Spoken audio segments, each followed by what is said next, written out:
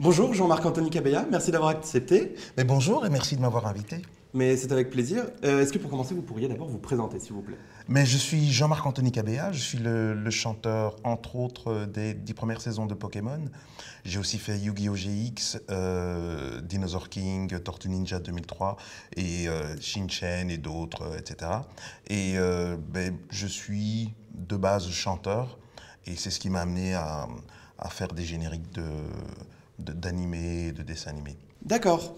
Et vous aviez toujours voulu aller dans ce domaine, qui est la chanson et même les génériques? J'ai un peu fait de tout, j'ai fait de la danse, j'ai une formation d'infirmier et des spectacles, des claquettes, etc. Et en fait, oui, j'ai besoin d'avoir la possibilité d'exprimer les petites facettes de mes possibilités. D'accord. Et du coup, quelles études vous avez fait? Mais j'ai fait des études d'infirmier, en fait. Et donc, je suis infirmier et j'ai un peu exercé. Et puis la musique est revenue me chercher. Et donc, là, maintenant, c'est depuis longtemps. C'est que de la musique et de la danse et des spectacles. Ça fait combien de temps à peu près? Vous auriez une idée? Ouh! Euh, Ça fait le siècle passé, en fait. Mais comme on est en Belgique, c'était ouais, milieu des années 90. Ah oui, quand même. Ouais, ouais. Et quel a été votre premier gros projet dans le monde du générique, du coup? Dans le monde du générique, en fait, ce qui se passe, c'est que le générique, c'est hyper protégé parce qu'il y a forcément beaucoup d'argent. Et donc, en fait, en général, on ne connaît pas, on ne sait pas, on n'a jamais entendu le générique qu'on va faire. Donc, on est convoqué pour une séance, et donc on arrive pour cette séance, et c'est à ce moment-là qu'on entend pour la première fois l'air du générique. Et on a 3 heures, en fait, pour le mettre. Pour l'enregistrer. Et donc, ce qui se passe, c'est que en 3 heures, c'est fait. C'est pas une performance extraordinaire. En général, ça fonctionne sur 3 heures, c'est bien. Et, euh, et du coup, après, on s'en va. Et on revient le lendemain pour un autre générique. Le surlendemain pour un autre générique ou la semaine d'après, etc. Et donc, forcément, 6 mois après, on n'a pas vraiment le souvenir de tous les génériques qu'on a fait, en fait. Il y a encore régulièrement, on m'envoie des génériques en me posant la question si c'est moi. Et en fait, je ne reconnais pas ce générique, je reconnais juste ma voix. Et donc, en fait, c'est difficile de dire quels ont été les génériques que j'ai fait avant. Celui qui a vraiment marché, c'est Pokémon, forcément. J'ai fait quand même 10 saisons. Ils m'ont rappelé à chaque fois parce que c'est quand même l'anime qui fonctionne le mieux, en fait. Quand je dis l'anime, non. Ça va bien au-delà de ça. Il y a le jeu, il y a tous les goodies, etc. Donc, Pokémon, c'est pas juste un générique, en fait, c'est bien plus que ça. Et c'est tout ça qui a porté le générique là où il est maintenant, en fait. Et du coup, si je vais un tout petit peu changer la question, du coup, c'est quel est le premier projet dont vous vous souvenez avoir fait? Euh, Le plus ancien, du moins, en tout cas. J'ai un peu de mal avec la chronologie, mais il y a plein de... Il y a eu Tabaluga aussi, je crois que c'est un des premiers, si je ne me trompe pas. Mais en fait, il faudrait que je fasse des recherches, parce que je ne sais pas. Mais en tout cas, ce que je me souviens, c'est que Tabaluga, j'ai pas compris. Dans le sens où je suis arrivé, je faisais déjà, pas spécialement des génériques, mais je travaillais pour que ce soit pour de la pub, où déjà on utilisait ma voix, autant chanter que acter. J'ai aussi fait un peu de doublage.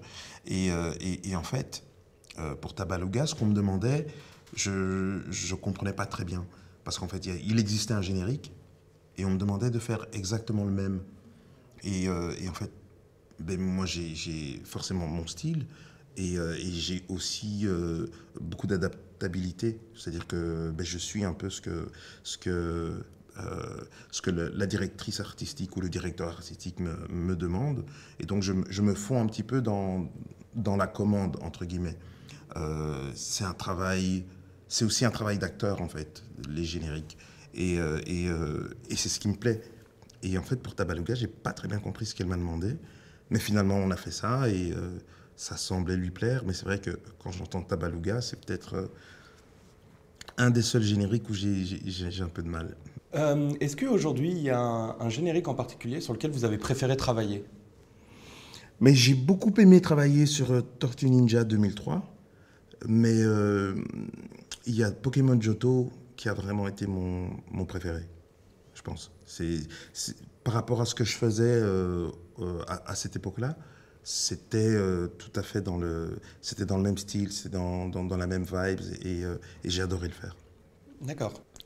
Est-ce que, bah, du coup, à contrario, il y a un projet qui vous a plus déplu ou voire déçu, dont vous pourriez en parler? Mais en fait, ouais, c'est un peu. C'est un peu Tabaluga, en fait. Le Je fameux. suis désolé, mais je veux dire, ça s'est bien passé, hein, c'est pas ça. Mais oui, j'ai pas eu l'impression de maîtriser la situation, en fait. Ça vous échappait en fait. Oui, tout à fait. Et c'est vrai que quand j'entends, euh, mais moi j'entends en fait que je maîtrise pas. En fait, je chante un petit peu à l'aveuglette, en fait, en essayant de faire comme, mais sans être. Je sais pas si je suis clair. J'ai à peu près saisi l'idée, donc ça devrait aller. Est-ce que, bah, du coup, vous avez déjà commencé un peu à le faire, mais je ne sais pas si vous pouvez peut-être plus le décrire. Comment ça se passe en fait généralement quand vous faites un générique? Quelles sont les étapes à votre point de vue du moins? Ben, déjà, il y a l'appel, mais viens tel jour, à telle heure, à tel studio. Et puis on arrive dans le studio. Après les civilités, ben, c'est le moment de travailler. Et c'est à ce moment-là qu'on reçoit. Enfin, avant, c'était carrément sur papier. Après, c'est soit sur écran. Il y a les paroles. Et on entend en fait l'original. Et donc il faut essayer de coller les paroles sur l'original. Et pour ça, on a 3 heures. En général, ça fonctionne. En 3 heures, ça fonctionne. Si on dépasse les 3 heures, mais en fait, ben, il y a un prix pour la séance. Et la séance, c'est 3 heures. Donc si on dépasse les 3 heures, ben, alors on est payé 2 séances.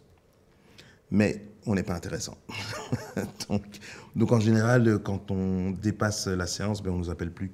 Et voilà, et donc en fait, c'est essayer de mettre les paroles dans la musique en respectant l'original et en respectant aussi ben, la langue, le français.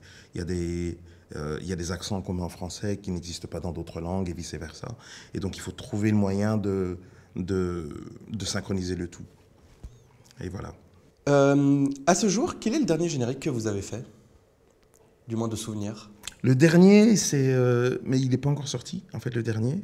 Donc, je ne peux pas en parler. Mais sinon, juste avant, il y avait... c'était quoi? La forêt... les... ouh là là. Il y a eu ce film avec tous les animaux de la forêt qui faisaient un peu la révolution. Et en fait, ils en ont fait une série. Mm. Et j'ai fait le générique. Mais je tombe plus sur le titre. Ouais, ça, c'est ouais, l'âge. Est-ce qu'il y a des génériques que vous avez chantés qui à ce jour ne sont jamais sortis? Pas qui vont sortir, mais qui ont juste été annulés après pour X ou Y raison, après votre performance? Mais en fait, dans ces cas-là, on ne sait jamais. On n'est jamais appelé pour nous dire ben, ce générique ne sortira pas. Et donc, en fait, dans la masse de génériques qu'on a fait, on n'est pas appelé non plus pour nous dire que ben voilà, c'est sorti, ça va sortir tel jour sur telle chaîne. Ben, c'est par hasard qu'on tombe dessus, en fait. Et donc, oui, en général, on n'est pas au courant du fait qu'une série a été annulée ou qu'on a préféré un autre générique.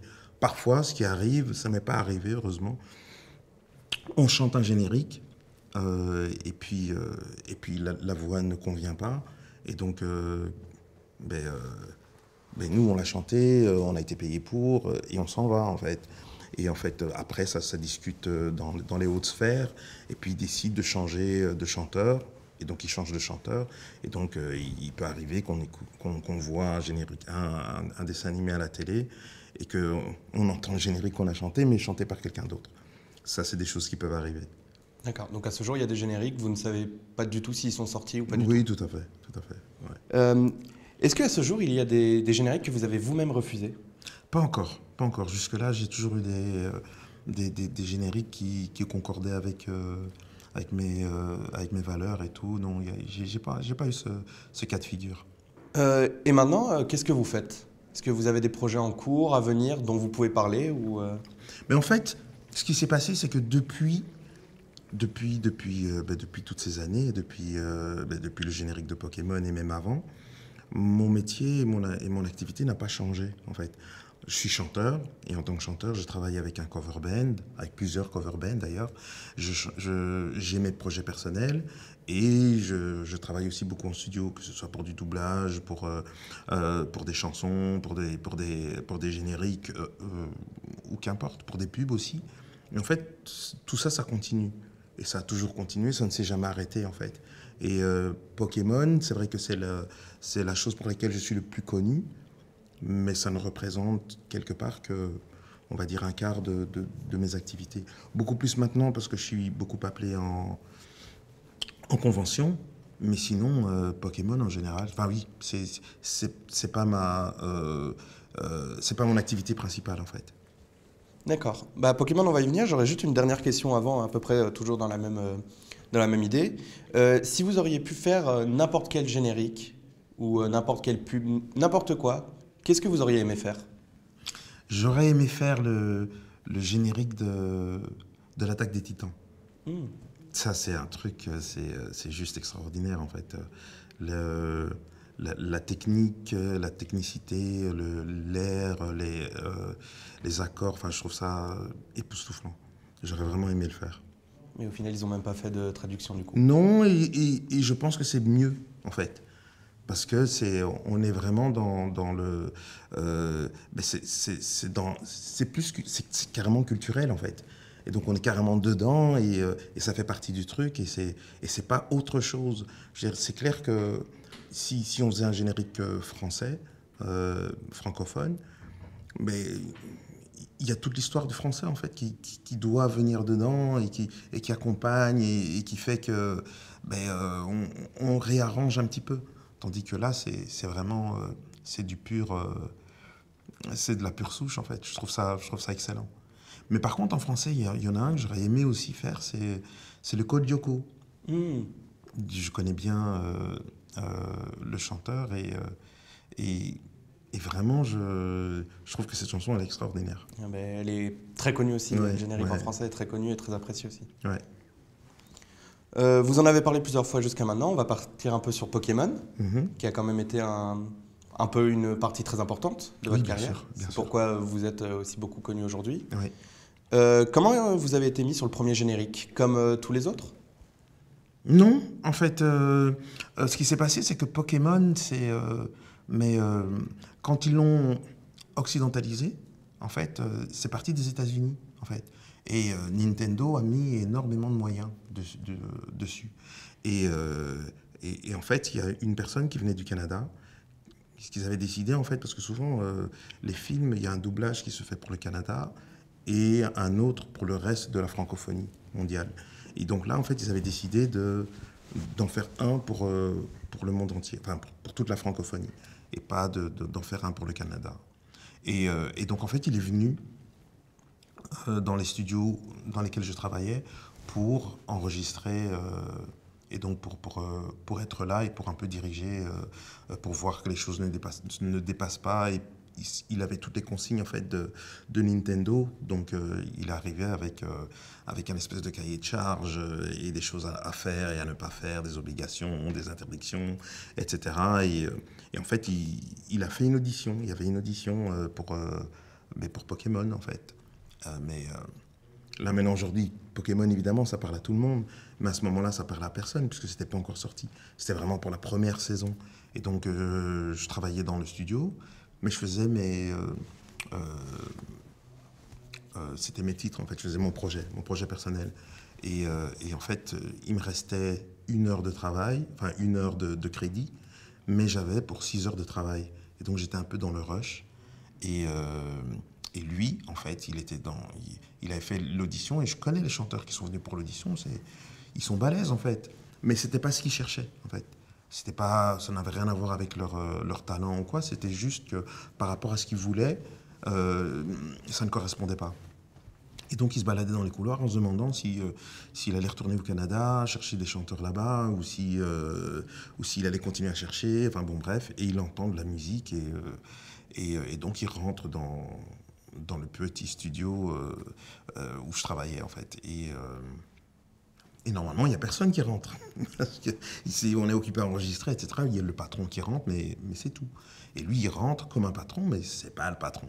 Et donc, automatiquement, on ne le met pas dehors comme ça. On est un peu plus respectueux. Et donc, je lui demande ce que je peux faire pour lui. Et je ne comprends rien du tout à ce qu'il me raconte, parce qu'en fait, il a un accent québécois coupé au couteau, quoi. Donc, je ne comprends pas. Et puis, il me parle de Pokémon, je me souviens vaguement de l'affiche audition Pokémon, mais ça ne me dit rien du tout. Et donc, je lui explique qu'en fait, je travaille, et que j'ai pas beaucoup de temps, et que là, il faut que je continue. Et là-dessus, il me dit, ah, je peux écouter ce que vous faites. Je lui fais écouter le premier couplet, et puis je stoppe, il dit, non, mais laissez-moi écouter pardon, le refrain. Je lui mets le refrain, et puis après, on arrive au deuxième couplet. Mais le deuxième couplet, c'est la même chose que le premier, mais il insiste, et puis pour finir, on va jusqu'au bout de la chanson. Et puis il me parle, et moi je vois l'heure qui tourne, et puis à un moment, je lui dis qu'il faut vraiment que je travaille, et donc du coup il me dit, ah, bon, ok d'accord, je vais vous laisser travailler, mais est-ce que ça vous intéresserait de faire l'audition? Parce que là, moi je fais une audition, mais j'ai trouvé personne. Donc est-ce que ça vous intéresserait d'essayer pour l'audition? Parce que les voix sont intéressantes, etc. Je me dis, je vais lui dire oui, et il va s'en aller. Et je pourrais continuer mon travail tranquille. Et donc je lui dis oui, et à ce moment-là, il se dit, ah mais super, et il s'installe. Et il m'explique les Pokémon. En fait, aujourd'hui, les Pokémon, c'est clair, on connaît l'histoire et tout, mais il faut s'imaginer, là, je suis dans un studio, j'essaye de travailler parce qu'il ne me reste plus beaucoup de temps. Et lui, qu'est-ce qu'il fait? Il m'explique qu'il y a des petites bêtes, en fait, qu'on met dans des petites balles, et puis qu'on jette les petites balles, et puis qu'elles sortent des petites balles, et puis ces petites bêtes se battent entre elles, et je comprends rien du tout, parce que tout ça, c'est avec un accent canadien, et à un moment, j'ai dit, ok, d'accord, mais là, vraiment, il faut que je travaille. Et puis là, il s'en va quand même. Et il va trouver le big boss et il lui demande qui je suis. Et s'il peut écouter un petit peu ce que je fais. Et donc, on lui fait écouter d'autres génériques que j'ai fait. Et donc, du coup, il a voulu que ce soit moi. Sacrée histoire, quand même. C'est une sacrée histoire. Est-ce que, quand vous avez enregistré le générique, du coup, est-ce que vous auriez pensé que Pokémon, ça cartonnerait comme ça? Non, on a fait ça. Il y avait une chouette ambiance parce que forcément, en 2 semaines, on a fait les génériques, on a fait le Pokérap, on a fait toutes les chansons qui devaient se trouver dans la première saison et l'album. On a tout fait en une fois, en 2 semaines. Et pendant ce temps, les comédiens de doublage faisaient les doublages pour les épisodes. Et d'ailleurs, après, on s'est retrouvés, une fois que tout était fini, on a fait une fête où tout le monde s'est retrouvé, où on s'est présenté, etc. Et c'était très chouette. Il y avait une chouette ambiance pour cette première saison, mais jamais... Je pense qu'on ne s'est même pas posé la question. Parce qu'en fait, nous, on a adoré faire les chansons, c'était gai, c'était chouette, etc. Mais en fait, ce qui se passe au jour d'aujourd'hui, c'est qu'on n'a jamais une vue globale. En tant que comédien de doublage, par exemple, quand on est convoqué, on fait juste nos parties. Donc, par exemple, si moi je fais le rôle de Sacha, ce qui n'est pas le cas, mais en fait, je vais juste avoir les parties où Sacha joue, en fait. Et tout le reste, je ne verrai pas. Et donc, ce qui veut dire que on m'explique plus ou moins, mais en fait, je n'ai pas une vue globale, en fait, de l'histoire, ni de tout ce qui se passe. Et donc, on peut pas se dire, tiens, mais ça va marcher, ça va être chouette. Et puis en plus, en ce temps-là... c'est tellement révolutionnaire, quelque part, Pokémon, et c'est arrivé à un moment charnière où c'était vraiment le bon moment pour ce genre d'anime, que c'était impossible de savoir que ça pouvait faire ce que ça a fait. Du coup, est-ce que par la suite, vous avez regardé Pokémon? Oui, bien sûr, j'ai regardé Pokémon, mais oui, les premières saisons avec les enfants, bien sûr, oui. Oui. Est-ce que vous étiez heureux quand ils vous ont rappelé après le premier générique pour en refaire d'autres? Bien sûr. En fait, le truc, c'est que on m'appelait souvent pour des génériques ou pour autre chose. Et en fait, dans ce milieu, il n'y a pas de star system, en fait. On a, genre, ben voilà, on a besoin de quelqu'un pour faire le générique d'un anime ou d'une série. Et en fait, la série, elle doit être bouclée pour le 15 janvier. Donc, on regarde un peu dans le calendrier, quand est-ce que le studio est libre, quel ingénieur est libre. D'accord, d'accord. Donc, il faudrait que ce soit fait le 14 janvier. Et donc, on appelle un chanteur pour qui on pense que avec lui, ça va aller tout seul. On l'appelle, et s'il est libre, ben, ça se passe. S'il n'est pas libre, on appelle quelqu'un d'autre. Et en fait, du coup, quand ils m'ont appelé, j'étais content qu'ils m'appellent. Mais en fait, ils ne m'ont pas dit que c'était pour Pokémon. Parce qu'en fait, on ne dit jamais pourquoi c'est. On appelle en disant, ben voilà, on a besoin de toi pour un générique, est-ce que tu es libre? Oui, je suis libre. Et puis voilà, et puis c'est en arrivant qu'on découvre. Et puis là, quand je suis arrivé, il m'a dit, ah ben c'est toujours pour Pokémon, c'est la 2e saison. Ça va le bras? Ouais. Les courbatures de main. Ça devrait aller. Pardon, je ne devrais pas rire. Mais oui, en fait, à partir de la 10e saison, les 10 premières saisons ont été enregistrées dans le même studio, en fait. Et puis pour la 11e saison, pour toutes les saisons qui ont suivi, le contrat a changé. Du studio Dame Blanche, dans lequel ça a été enregistré, c'est passé à un autre studio. Et donc du coup, chaque studio a bien sûr ses chanteurs de prédilection. La 11e saison, c'était une voix féminine. C'était une femme qui chantait, donc là, ils ont pris une de leurs chanteuses. Ils m'ont rappelé quand même pour la 12e saison, mais j'étais pas libre. Et donc, du coup, ils ont pris un de leurs chanteurs et ils ont continué avec leur chanteur, ce qui est tout à fait logique, normal. Et ils m'ont rappelé pour la 17e saison parce que c'était un clin d'œil au premier générique. Et donc, du coup, ils se sont dit, ce serait bien d'appeler le premier chanteur. Et c'est comme ça que j'ai fait la 17e aussi. J'allais y venir justement. Comment vous avez réagi quand 7 ans après, ils vous rappellent pour cette saison 17 du coup? Mais en fait, dans ce métier, moi, j'adore faire ça en fait. Et donc, chaque fois qu'on m'appelle, c'est la joie et du plaisir. Je pensais que Pokémon, c'était qu'on m'appellerait plus en fait. Et c'est vrai, quand ils m'ont appelé, c'était assez bizarre. Et c'était même stressant, carrément. Parce qu'ils me disent, oui, c'est pour refaire le premier générique. Mais le premier générique, ça faisait 17 ans que je l'avais fait.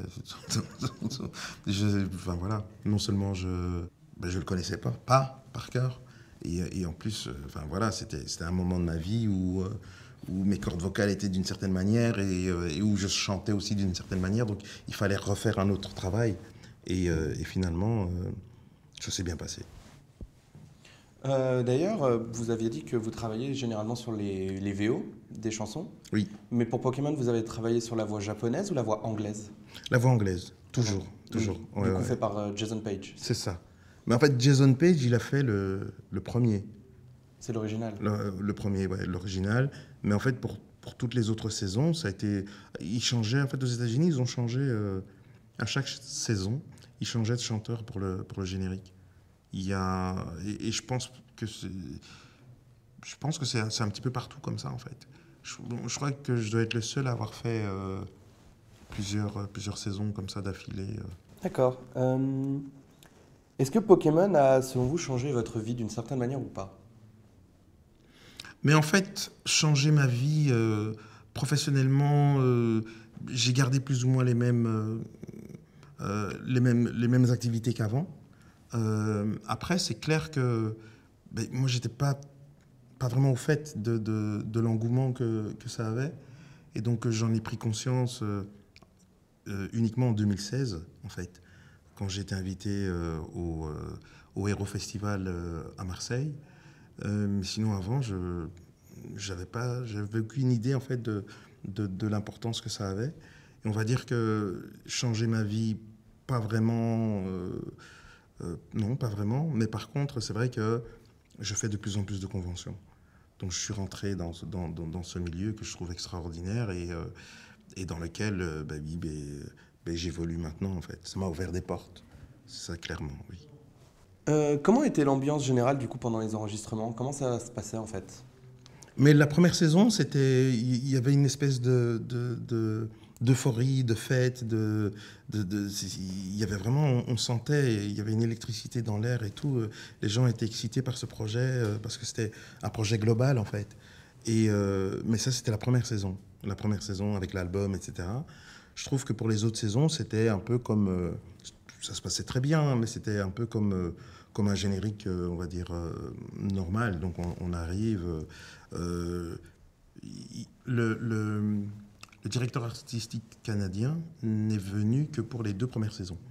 Après, il a vu que ça tournait, etc. Il venait plus, il corrigeait juste de loin, il écoutait, et puis voilà, mais il venait plus. Il venait plus, et en fait, pour les autres saisons, je me retrouvais la plupart du temps seul avec l'ingénieur du son qui était le big boss du studio Dame Blanche. Donc on était à 2 et bon, on se connaît bien et donc on rigolait beaucoup. Forcément, c'était une ambiance très détendue et voilà. Et donc ça se passait très bien. D'accord. Et au contraire, est-ce qu'il y aurait quelque chose qui vous aurait déplu ou frustré pendant tout le projet? Pas pendant le projet. Pas pendant le projet. Le projet Pokémon, c'était bon, après c'est quand même bon, on a commencé il y a 25 ans pratiquement, même un peu plus je crois. Mais à cette époque, c'était vraiment bien. Je trouve que ça s'est un peu gâté après, dans le sens où on a plus le temps. On est vraiment pris par le temps et donc on ne prend pas le temps parce qu'il y a des impératifs. Il faut faire vite, il faut que ce soit fait pour hier. Et en fait, ce qui se passe, c'est qu'il m'est arrivé de faire des génériques, mais heureusement, ce n'était pas Pokémon, c'était pour des autres projets où il y a un moment où on sort une ligne vocale et on n'est pas content. On trouve que on peut le faire mieux. Et donc, on réécoute et puis on dit « Ah, mais j'aimerais bien refaire ce passage-là ». Et en fait, la réponse qu'on a, c'est non, ça va, t'inquiète, ça va aller, on comprend bien, c'est bien. Et en fait, le fait est que refaire, ça prend un peu de temps. Et en fait, on n'a pas ce temps-là. Et donc, du coup, le travail est un peu bâclé, en fait. Du coup, quand on réécoute, on a ce truc, on sait bien que ce morceau de générique, il n'est pas terrible en fait. On aurait pu mieux le faire, mais il est là, et donc on n'entend plus que lui en fait. Et donc du coup, c'est hyper frustrant. Et du coup, le fait qu'aujourd'hui on laisse souvent les versions originales, je trouve ça très bien parce qu'en fait, au Japon, il y a une culture du générique, il y a une culture des comédiens de doublage. Qui n'est pas la même qu'ici. Et donc, de ce fait, je trouve que de garder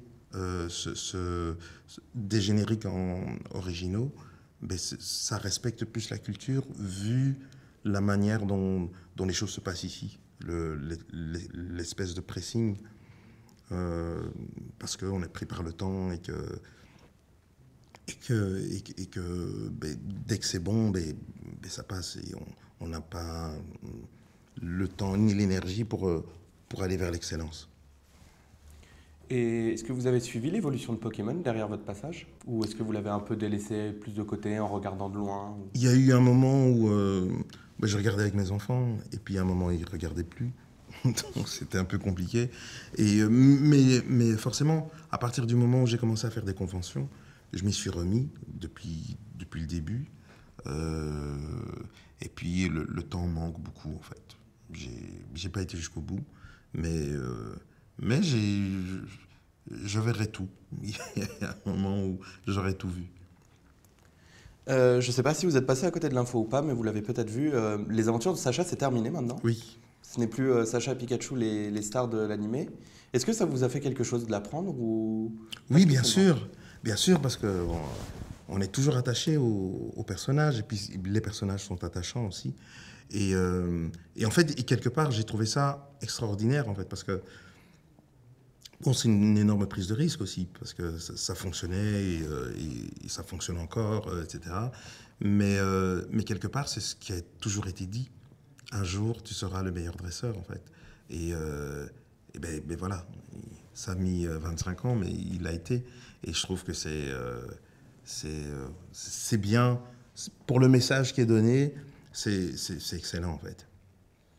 On en parlait tout à l'heure, Jason Page, à l'occasion, a repris le premier générique de Pokémon Oui, et en a fait une version au passé du coup. oui, Est-ce que vous auriez aimé faire la même chose du bien premier sûr, générique? bien sûr. Oui, oui, oui, tout à fait. Mais on vous a pas proposé du coup. Mais en fait, je suis pas sûr que...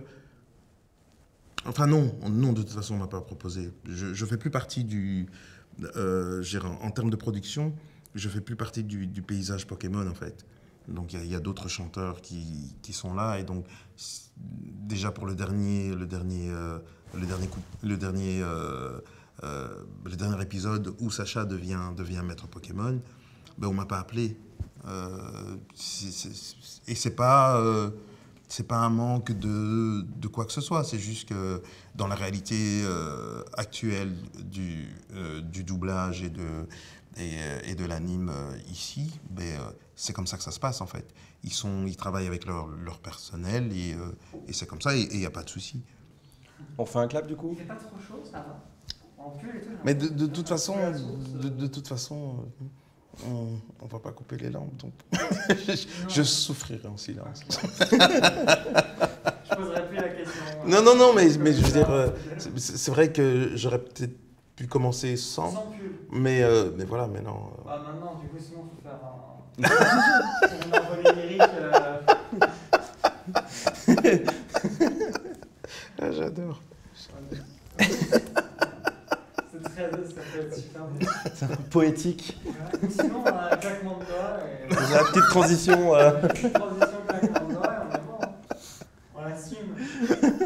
Ou alors t'enlèves juste, tu sais, tu assumes le faux raccord entier. Si tu te dis, bon bah ça sera fait.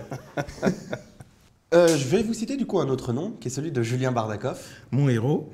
Est-ce que vous avez travaillé avec lui? Parce que du coup, c'est le traducteur des 2 premières générations de Pokémon et des Pokémon du coup de ces générations-là. Oui, et en fait, non. Et je regrette qu'on n'ait pas pu travailler ensemble.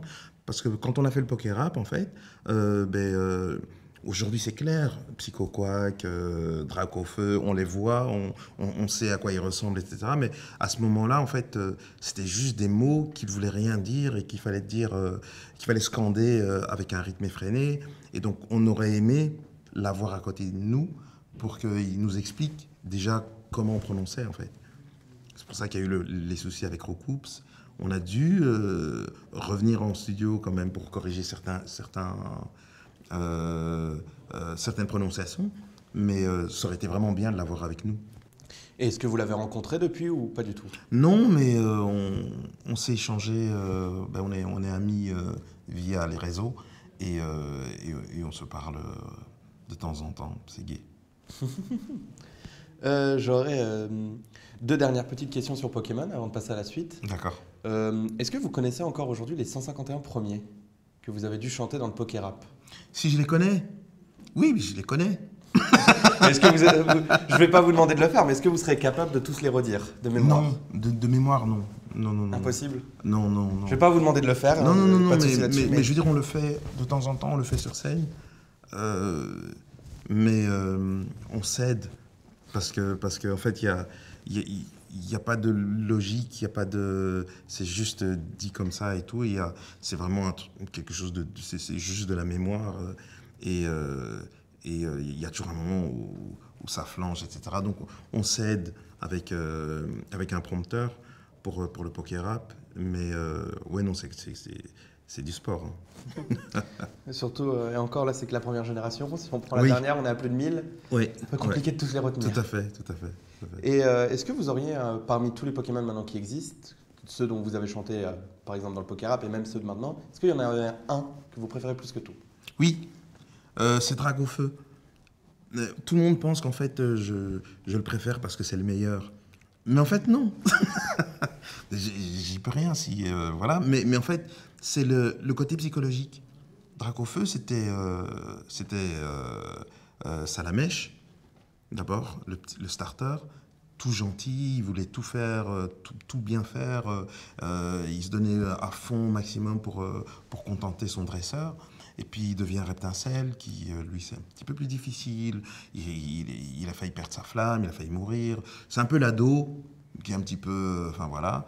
Et puis il devient cette espèce de gros molosse qui obéit pas, qui fume Sacha. Combien de fois il lui a craché du feu. Sacha l'appelle pour un combat, et lui il dort, et il n'a pas envie. Enfin bon, bref, il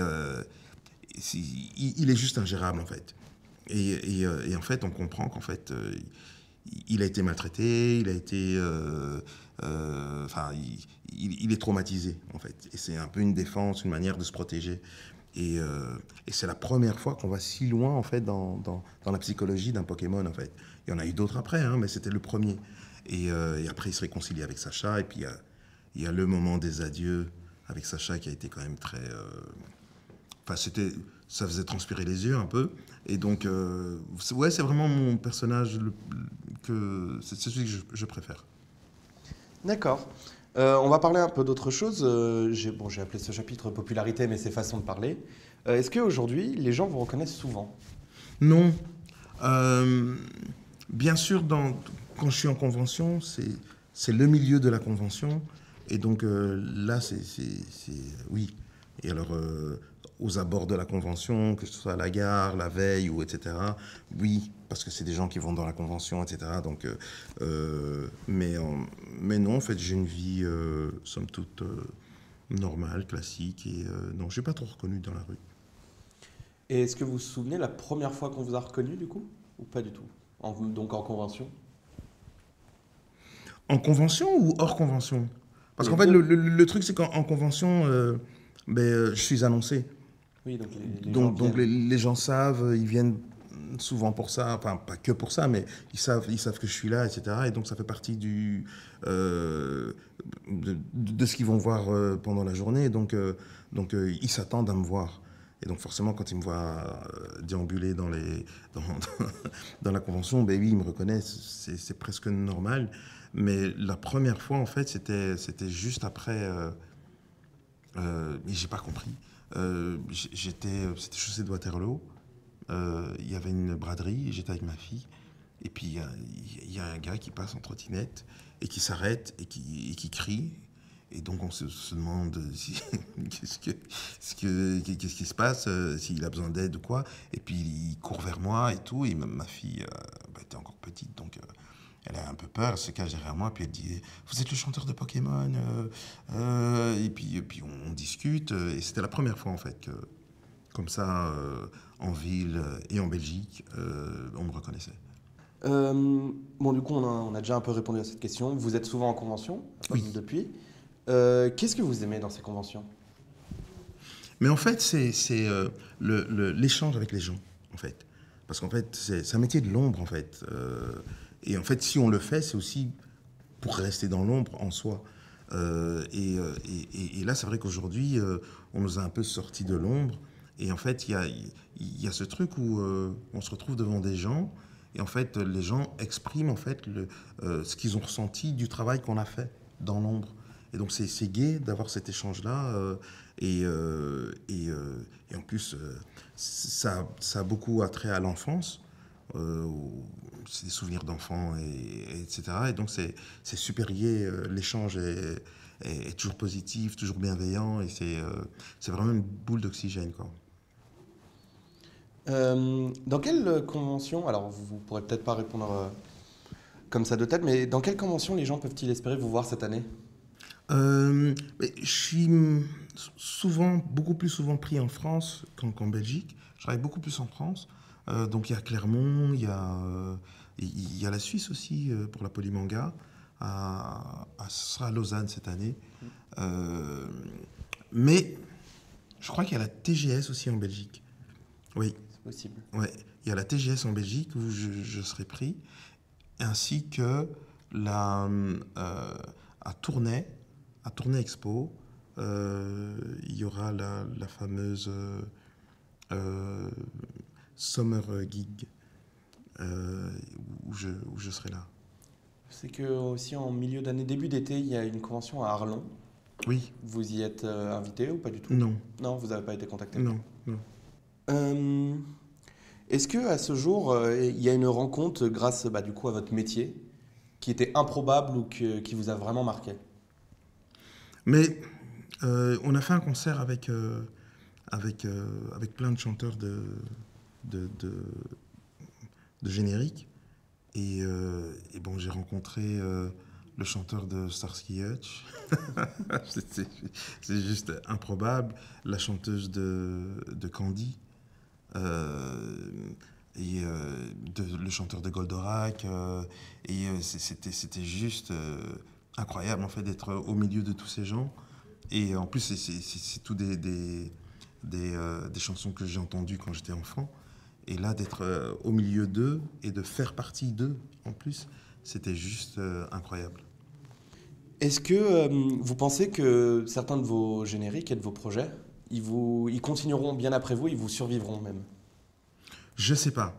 Honnêtement, je me suis jamais posé la question, mais je ne sais pas. Je sais pas. Je sais pas. Si ça se passe, tant mieux. mais, mais non, je n'ai aucune idée. Est-ce que vous suivez l'avancée des projets sur lesquels vous avez bossé par le passé, en dehors du coup de Pokémon Mais pas vraiment, en fait. Pas vraiment. En tant que... euh, oui, tout ce qui est générique, en fait, c'est tellement ponctuel. C'est 3 heures d'une vie, en fait, que, ouais, je ne suis pas vraiment ce qui s'est passé. Euh, on me le rappelle, et parfois c'est vrai. Il y a des gens qui viennent et qui me disent ouais, moi j'adorais tel dessin animé et le générique, etc. Et donc du coup, ben, je vais revoir. Je vais revoir et puis je m'intéresse un petit peu à ce qui s'est passé, mais ça se passe toujours comme ça. Et en fait, j'approfondis pas vraiment plus que ça parce qu'il se passe des tas d'autres choses dans ma vie en fait, des nouvelles choses, et donc je suis plus tourné vers les nouvelles choses que les anciennes. Est-ce qu'aujourd'hui vous avez des regrets par rapport à certains projets ou d'autres? Pas vraiment. Je pense que les choses se sont passées comme elles devaient se passer et que même, je veux dire, euh, ce qu'on pourrait appeler des ratés ont toujours donné. C'était pas mal celle-là. Sur les ratés, c'est parfait. C'est super malheureux. Tu l'as vu venir parfaitement toi par contre. Est-ce qu'aujourd'hui vous avez des regrets par rapport à certains projets? Non, non, j'ai pas vraiment de regrets. Je pense que les choses sont passées comme elles devaient se passer. Et même lorsqu'il y a eu des petits ratés, j'ai raison de donner naissance à d'autres choses qui me servent aujourd'hui. Donc je pense que les choses sont passées telles qu'elles devaient et c'est bien comme ça. Est-ce qu'aujourd'hui vous auriez un message à passer à tous les gens qui viennent vous voir en convention ou qui vous remercient pour les génériques que vous avez faits et peut-être pour avoir bercé parfois leur enfance? Un message mais en tout cas, merci. Non, mais c'est vrai parce qu'en fait, c'est gratifiant en fait de savoir que le travail qu'on a fait à un moment donné, en donnant tout ce qu'on a, en donnant le maximum et le meilleur de soi, ben, a été perçu et apprécié. Et ça fait vraiment chaud au cœur et donc merci. Est-ce que vous auriez des projets, peut-être, je vais dire perso, mais dans le sens qui vous appartient, qui ne sont pas un autre générique ou autre, que vous voudriez partager ou... En fait, ben, j'ai des projets personnels que je fais et avec lesquels je me produis de temps en temps dans des petits festivals ou quoi. Et j'aime beaucoup, je prends beaucoup de plaisir. Et j'aime aussi le côté, euh, on va dire, non mainstream que ça a. Ça reste quelque chose de presque privé, entre guillemets, dans le sens où c'est dans des petites conventions où où des auteurs viennent présenter leurs choses. Enfin, c'est des petits festivals plutôt que des conventions. Et j'aime bien ce côté-là. Et ça reste comme ça, et c'est bien parce que Pokémon, ça me prend quand même pas mal de temps. Et ben, j'ai une vie avec des enfants, etc. Et donc, ça me permet euh, de conserver cette vie. Voilà. Mais c'est peut-être indiscret. C'est sur Pokémon, vu que c'est des studios malgré tout qui produisent et que vous êtes employé du studio pour des heures de prestation, vous êtes quand même soumis à des royalties en tant qu'artiste sur chaque tout générique que vous faites Non. en tant qu'auteur ou Non, parce que, à la en fait, presse, ou c'est disons vraiment que... pour la prestation que vous avez fait et après Ouais, c'est ça, parce que c'est livré, quoi. disons que la personne qui est arrivée du Canada, en fait, c'est lui, en fait, qui a traduit les textes. Et en fait, on a dû signer des papiers comme quoi on n'allait rien changer, on n'allait rien ajouter, on n'allait rien, parce que c'est pour lui, en fait. Et en fait, en général, quand on fait un générique, c'est très rare qu'on ait le droit de changer quoi que ce soit ou d'ajouter quoi que ce soit pour pas changer la balance des droits, en fait. Et la seule chose qu'on a, c'est les droits d'interprétation. Et la chance que j'ai, c'est qu'avec Pokémon, ça fait quand même, et ça continue encore à faire. Et donc, à Noël, c'est bien. Un petit cadeau. Mais sinon, non, on n'est pas... Ouais, c'est vraiment juste la séance. Et il y a même des studios qui exigent qu'on signe un papier comme quoi on abandonne nos droits dessus, alors qu'en fait, quelque part, on n'en a pas. Mais au cas où, il y aurait... C'est hyper protégé quand même, parce que on ne se rend pas compte, mais c'est énormément d'argent, en fait. Parce que forcément, chaque fois que ça passe, il y a quelqu'un qui ramasse. Est-ce que vous auriez quelque chose à ajouter ou quelque chose à dire pour les personnes qui vous suivent ou même en général? Mais en fait, c'est un message qui me vient de mon père, en fait. En fait, qu'importe ce qu'on fait, il faut le faire à fond. Qu'on aime ou qu'on n'aime pas, il faut le faire à fond. Le temps qu'on le fait, il faut vraiment, et c'est important, le faire à fond. Si on n'aime pas, ben après on arrête. Mais au moment où on le fait à fond. Parce qu'on ne sait jamais ce qui peut se passer, ce que ça va donner, qui sera là, qui va voir, qui va supporter, qui va aimer. Et c'est super important. Et bah, pour moi, c'est tout bon, on a fini. Sauf si vous voulez rajouter quelque chose. Non, ça va, c'est parfait. Bah, c'est parfait. Merci beaucoup pour le temps que vous nous avez accordé et pour pour avoir répondu aux questions, du coup. Avec plaisir. Est-ce que les gens ils peuvent vous retrouver quelque part sur les réseaux ou... Mais j'ai un Instagram, jma.kba. Je pense que c'est le seul endroit où on peut me trouver. Bah, parfait. Merci beaucoup. Merci. Au revoir.